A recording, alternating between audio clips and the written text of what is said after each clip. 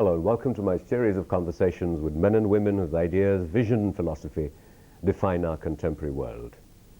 My guest today is a religious leader. He's also considered by many to be amongst the world's wealthiest men. He also supports and manages one of the world's largest philanthropic organizations. I'm delighted to welcome His Highness the Aga Khan. Your Highness, you're a religious leader of the Ismaili community, an inspiration to millions of Muslims around the world. We have traditionally associated religious leaders with austerity and sort of denial, in a sense. You embody a fullness of life. What is the worldview that circumscribes your work as an imam? There's a very important point to make here, which is that Islam doesn't make the division that you've just made between faith and world. We are required to live in both and to live properly in both. I think it's essentially the Christian world that has tended to make a division between leaders of the faith and worldly matters. In fact, I would go further and I would say even that today is tending to disappear, because it's clear that religious leaders have responsibilities that they fulfill, they have authority that they can use properly, they have institutional resources. So the point I would make is that in the fullness of my responsibility, it's the fullness of my life. But sometimes do you find that, when you run businesses, for example, that there is a greater potential for conflict? We traditionally associate issues of business with not really being ethical, and not really sort of following the moral framework and structures. So is that ever a conflict for you? No, I did have a period in my life when I had some direct personal entrepreneurial activities. That's 20 years ago. I've given everything up. The Arkan Development Network has got the Arkan Fund for Economic Development, which invests in economic activities, but specifically in the developing world. And the only personal activity that I have is the bloodstock activity, which I inherited from my family, and that I have tried to maintain as best I could. But otherwise, I have practically no personal entrepreneurial activity whatsoever. You're a direct descendant from the Prophet. Is that something that you feel sort of constantly conscious of? Is there a mystical dimension to it? Is there how does that sort of play out for you? I think one of the specifics of Islam is that you live your faith, and you're not one day in your faith and the next day out of your faith. It's a permanent presence. It's a presence which brings you happiness, it brings you objectives in life, and therefore I don't think that one can make this sort of dichotomy. It's a permanency of thought, of attitude, of ethics. So that's really what it is. But are they sort of, there are presumably rituals and practices that go with it. So are you in that sense a practicing Muslim, or is this more a philosophical framework? It's both. It's both. So how significant are the ritualistic, the practices that are involved? Well, I think you have to be clear in both. But as I said, you live the faith. It's not that if you're in a meeting on a given issue that you forget that behind the decisions you are taking are the ethical principles of your faith, and they have to be there all the time, whatever you're doing. Well, there is obviously sort of diverse interpretations of the faith, and sort of the more sort of fundamentalist aspects of it, don't take interest, don't sort of in terms of loans, debts. Do you feel sort of compromised or let's say that to other practitioners of the faith from other traditions, Islamic traditions, feel that you have somewhat compromised that understanding of Islam? Not at all. We have a number of agencies. The vast majority are not-for-profit agencies. And where they are for profit, it is because they have a development purpose, and it is very difficult, frankly, to carry out a development program if you don't renew your resources. So you have to renew your resources. The important point, I think, is to give everybody a choice. It is actually the individual in society who must make the choice. It is he or she that makes that choice. As long as the choice is available, I feel comfortable. In what ways do you feel that you have helped or you have contributed to the reinterpretation or the revitalization of Islam to make it more contemporary? I think there are issues in the Islamic world that have been difficult to deal with. One has been, for example, the physical environment and the expression of culture in architecture, in environmental work, in art, music, etc. But there are other areas also. Governance, good governance, principles of public consultation. Democracy, after all, is a form of government that is now becoming very, very prevalent.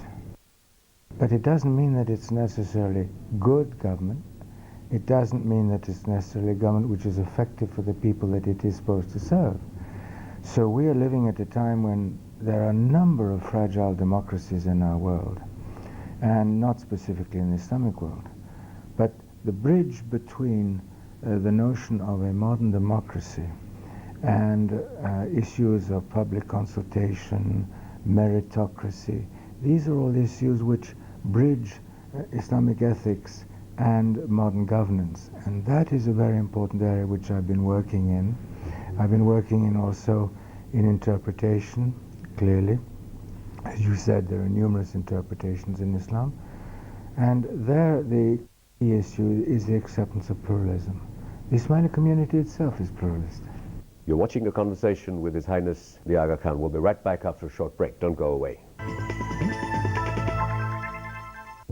Actress बनना, it's like a dream come true. सोचिए ना, राजस्थान में shooting, horse riding, dance sequences, और आसपास कुछ नहीं. Not even a bathroom. और ये सब period के.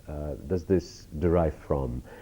It's a popular perception that democracy is a Greco-Roman concept, and where does it come from in Islam? Right after the passing away of Prophet Muhammad, there were processes of determination of what governance would be after his lifetime. And there were two interpretations. One was the hereditary interpretation, which is essentially the essence of Shia Islam. There was a consultational process amongst leaders of the community at the time to select what was believed to be the most appropriate and most competent leader. And therefore two principles or three principles were established at the time: heredity, secondly consultation, thirdly competence. If you look at modern states, they're all there in one form or the other. So I think it's important to see how these forces, which were logical, proper forces that existed just after the time of Prophet Muhammad's death, they are still in the Islamic Ummah today, and indeed outside. You've talked about how you're anguished at the way Islam is perceived in much of the world, and 9/11 and the conflict in the Middle East. And much of your work now is being directed to education, to sort of reinterpreting, looking at Islam afresh. So what kind of new look, what kind of new interpretation would you hope that to bring about Islam? Well, let me go back to the basics of the modern world.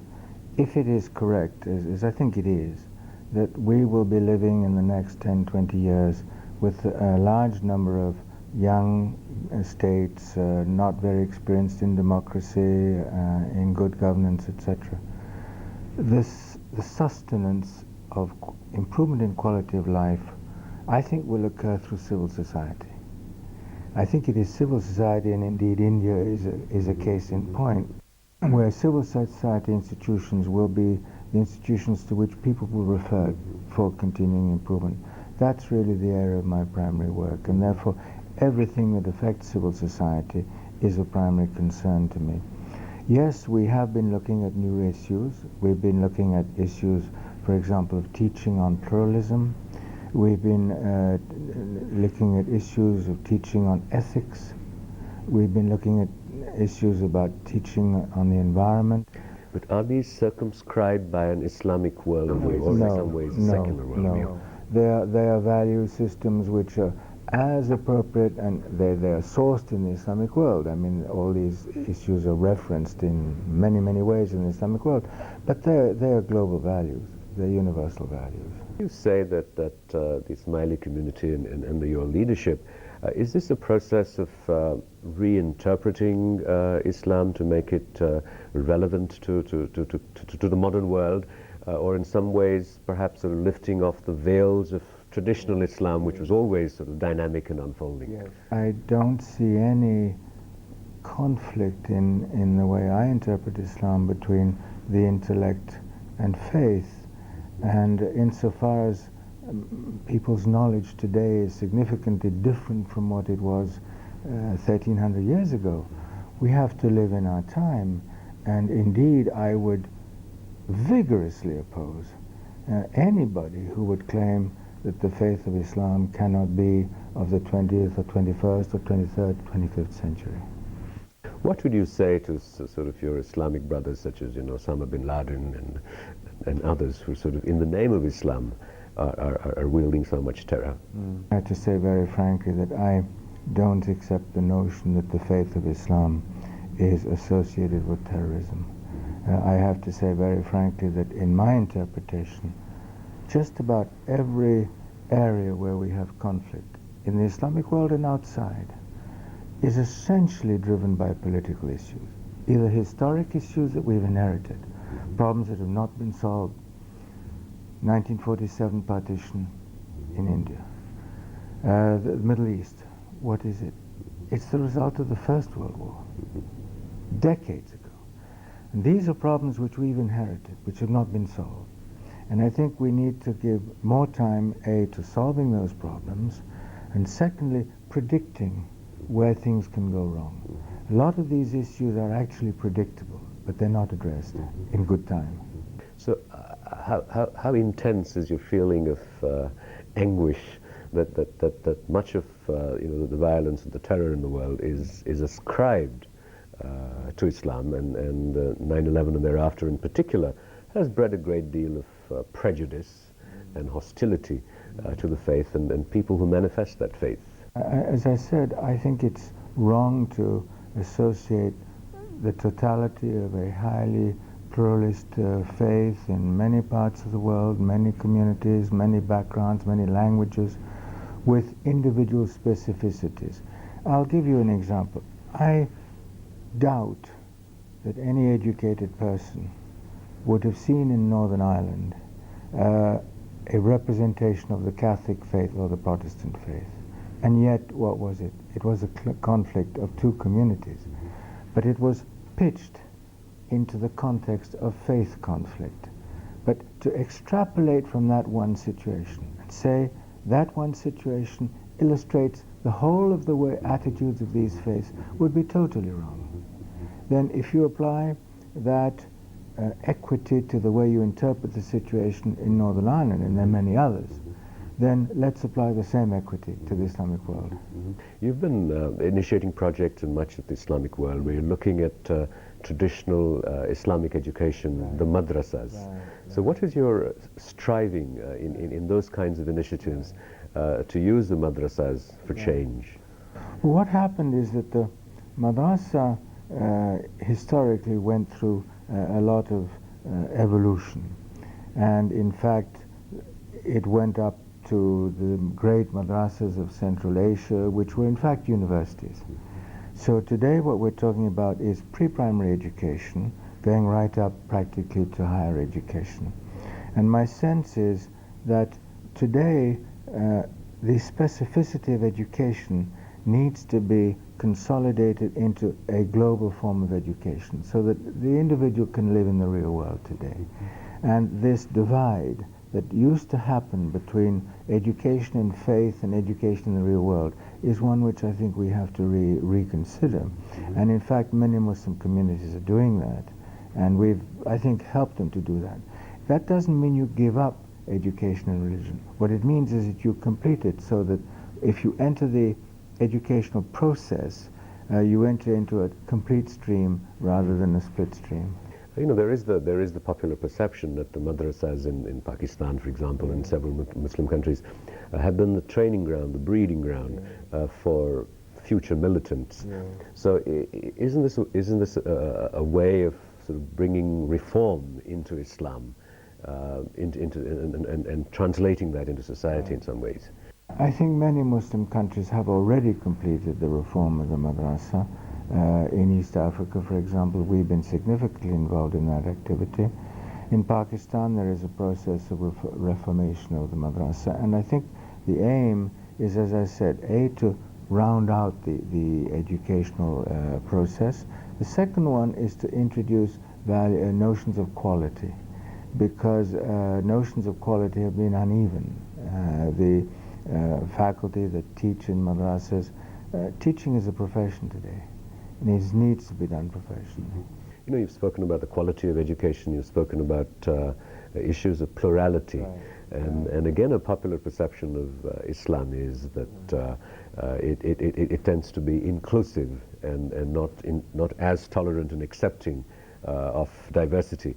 What are the elements in Islam for you that recommend pluralism, that recommend diversity? Well, I mean, I think the ethics themselves are very clear. That is, the society in which you live is the society which you care for, and there is not a great deal of distinction between whether you care for this community or that community. What you seek is a quality of life for everybody, which is one which can be valued. So I think we have to be careful not to say that Islam is exclusive. It's not exclusive. Indeed, it's probably the most inclusive of all the monotheistic faiths, if only because it was the last monotheistic faith revealed. You're watching a conversation with His Highness the Aga Khan. We'll be right back after a short break. Don't go away.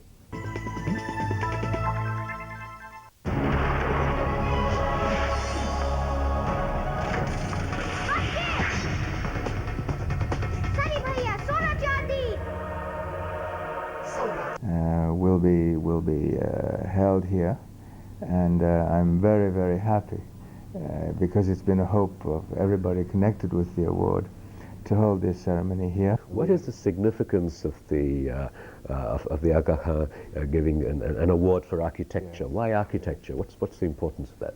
I think what happened was, I have been involved in building for many, many years, and I started asking myself, what's happened to the great traditions of Islamic architecture, and there are many of them.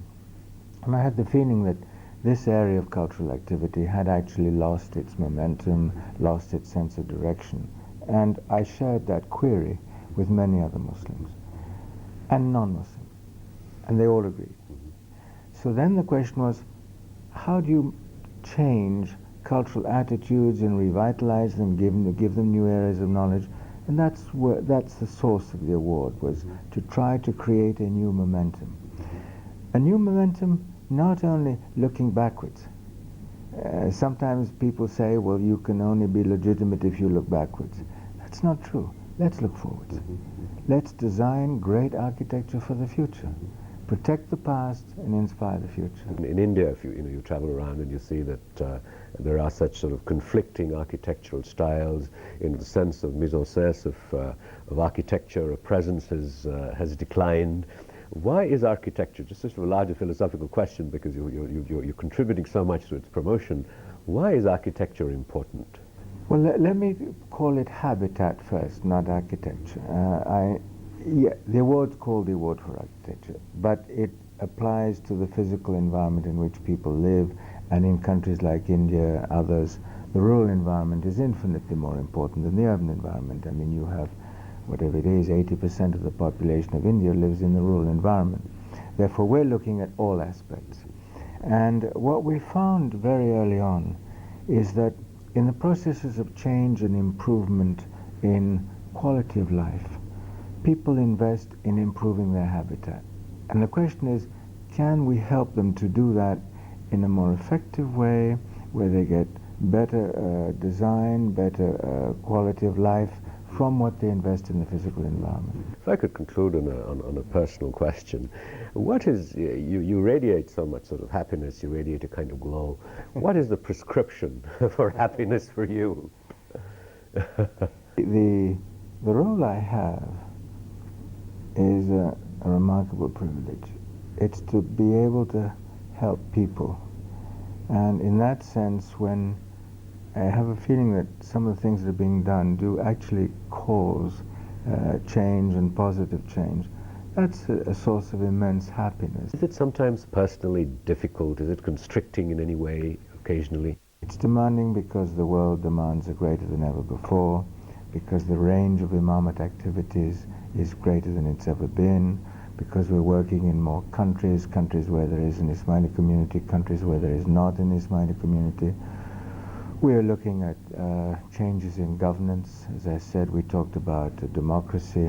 But personally, what's most difficult? The fact that you're under scrutiny all the time? Can you be humanly fallible? The most difficult is managing time. That's the most difficult aspect of my life. Well, Your Highness, thank you very much for creating time to be on this program from your very busy schedule, which has been await for 15 years, but I hope we'll talk again on this program soon. Thank you very much. Thank you. Thank you.